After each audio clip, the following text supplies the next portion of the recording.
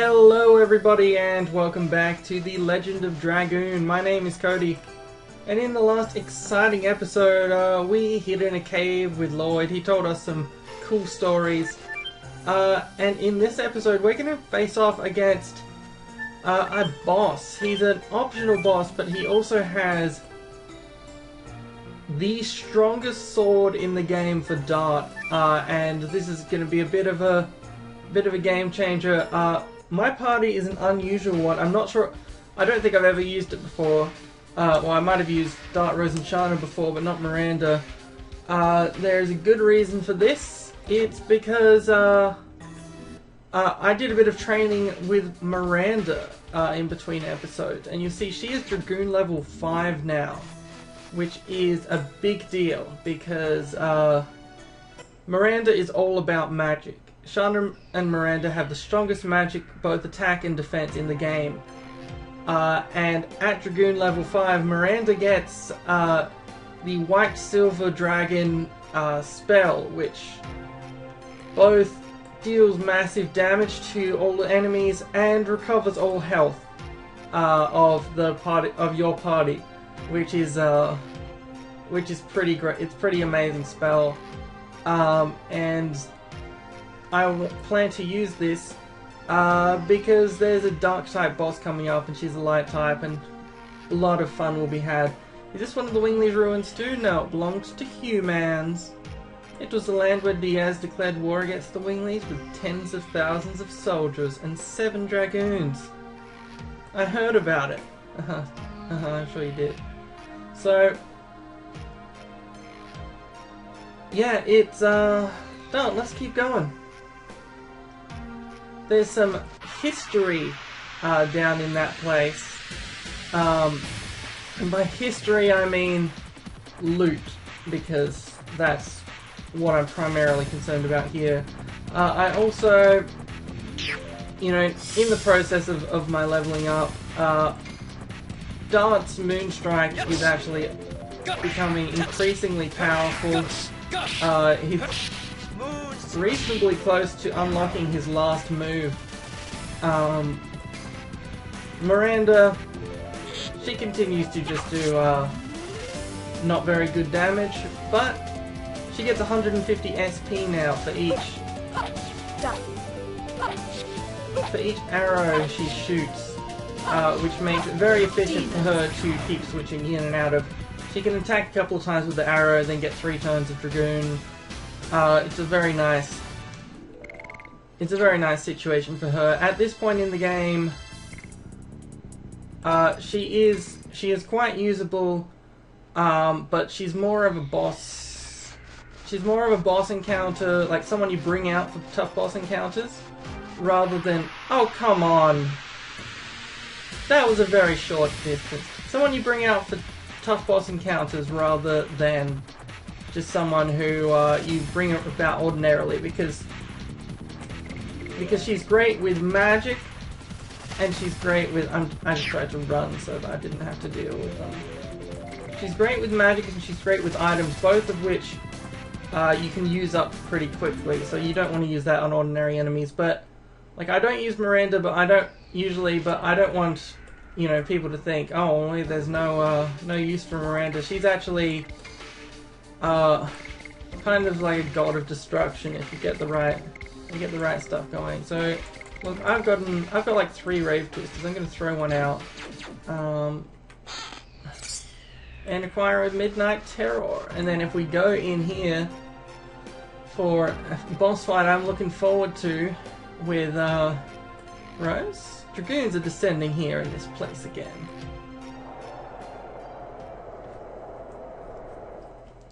What we desire is freedom, or give us death. God bless Diaz, God bless America. I am to bring light to the humans' future. I am to pass judgment on the past of the Wingleys. I am Diaz.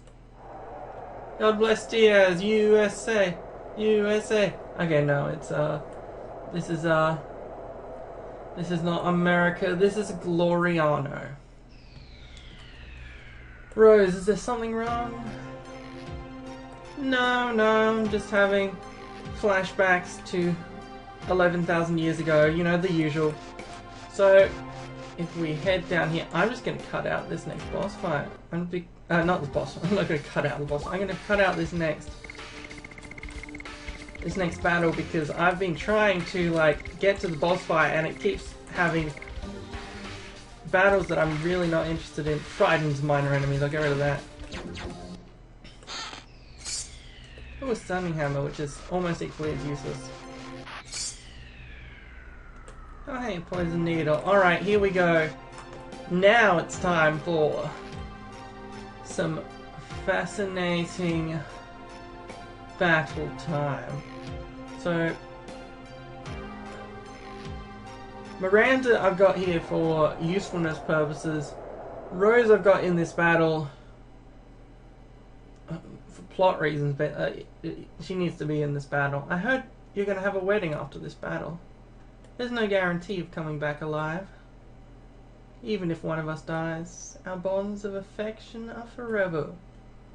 Zing. Your eyes are already looking at our future. Then I will realize the future for you. So if you don't remember Disc 2, they've been dropping hints throughout the whole game that Rose is old. And I mean like 11,000 years kind of old. She keeps having memories of the Dragon campaign. And hello? It's a sword. Because the Dragoons made an appearance. Seems the souls of the soldiers who died in the Dragon campaign have awakened. And they need somebody to teach them their place. Or to put them to rest, I mean. Put them to rest.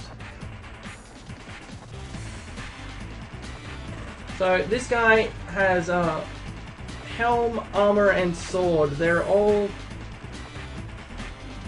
I think you need to defeat all of them.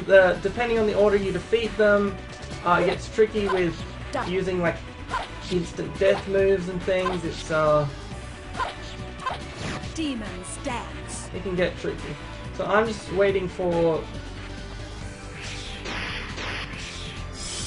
Miranda to get her move. But first, the boss is going to have a few moves of his own, huh?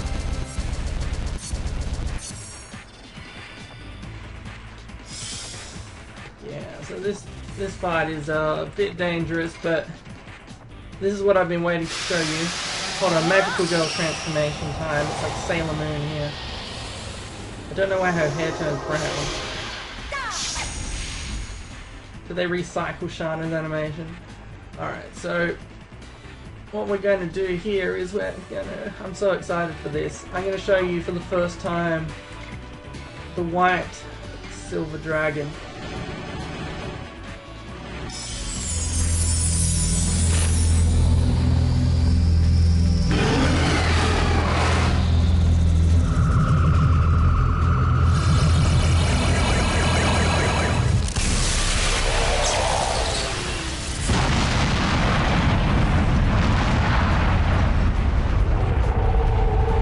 If you missed that was about 2,500 damage to each of them.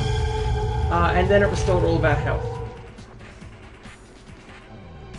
2,500 damage. As in, like, they're all in the red. This was a boss fight and they're all almost dead. That's how powerful Miranda's incredible magic offense is when you give her the opportunity. Especially against Dark type there, that doubled it.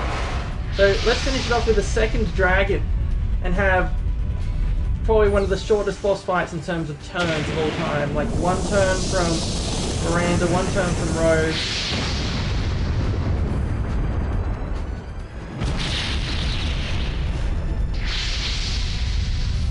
And one turn from Dart. Or was that not enough? I wanted that to be suitably dramatic with having one turn from... What are you doing?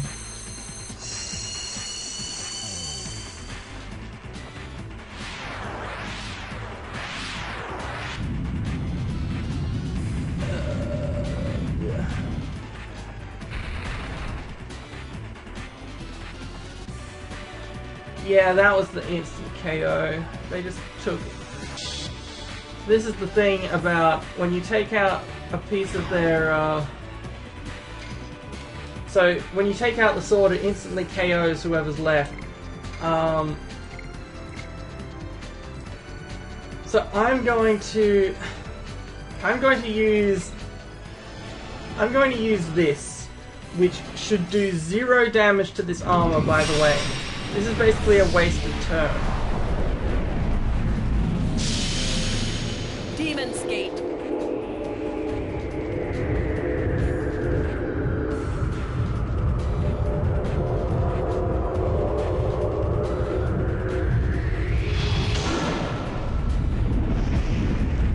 But it's the coolest looking waste of a turn you've ever seen. Essentially because what I want to do is use Moonlight on Dart, which is a full recover and revive spell. We could just kill him. Light. We could just kill the armor, but that would mean...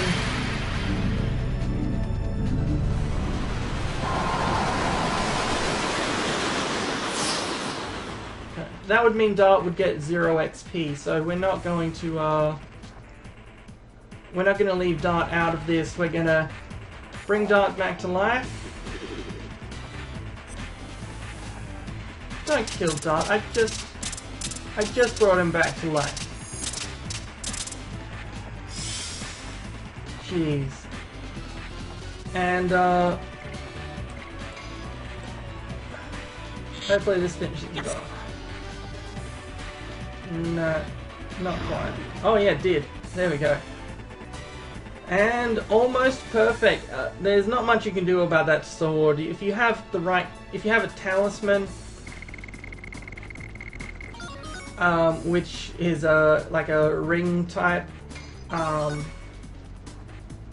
armor. Ooh, Dark Dragon. Rose just became Dragoon level 5 and learns the Dark Dragon, which I'll have to show to you guys later. But what's most important is that we got the Soul Eater. Hold on, which I'll show you. Show you what it does in a second. I cannot complain that people bear grudges against me. Yeah, well, that's true. Alright, so I'm having a lot of problems with item storage in this, but we get the Armor of Yore, as well as the Soul Eater. Have a look at this Soul Eater.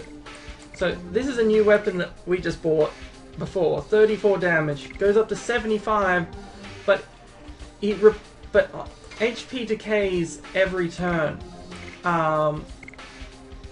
So what you have to do is you have to use a therapy ring, which means it's essentially the same as not having a ring slot. You're sacrificing your ring slot to have this Soul Eater, which does massive damage, but it's well worth it. So this is a slight, and by slight I mean +1 to defense and magic defense, but most importantly it avoids avoids poison, stun, and arm blocking, so it's just really nice all around.